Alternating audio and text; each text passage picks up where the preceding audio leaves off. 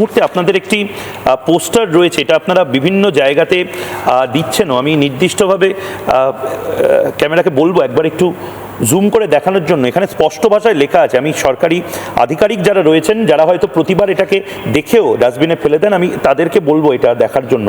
কোনো সরকারি কর্মচারী আধিকারিক ভোট গণনা সংক্রান্ত গোপনীয়তা রক্ষা না করে তার 3 মাস জেল, জরিমানা বা দুটোই হতে পারে, ধারা 128।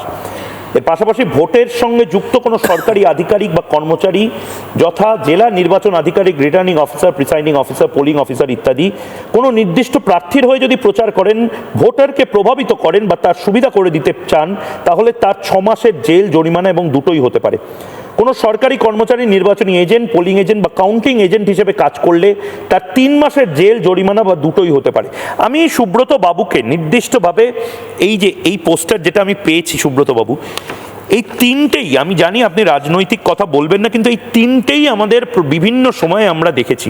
কোনো সরকারি আধিকারিক একেবারে দলদাসের মতন কাজ করছে, কোনো কর্মচারী সে পোলিং এজেন্ট হিসেবে বসে গেছে, বা বিভিন্ন জায়গাতে বিএলওদেরকে ব্যবহার করা হচ্ছে মানুষজনকে ভয় দেখানোর জন্য।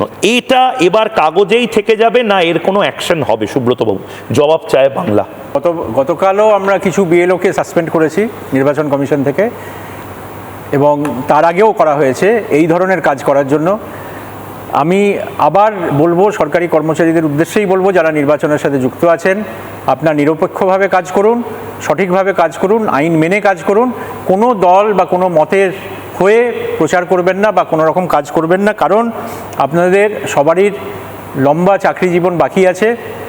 এমন কোনো কিছু করবেন না যাতে আপনাদের বিরুদ্ধে কোনো রকম এরম প্রমাণ হয় যে আপনারা কোনো না কোনো রাজনৈতিক দল বা ক্যান্ডিডেটের হয়ে কাজ করছেন। এটুকু আমি আপনাদের বলতে চাই। আমি আশা করব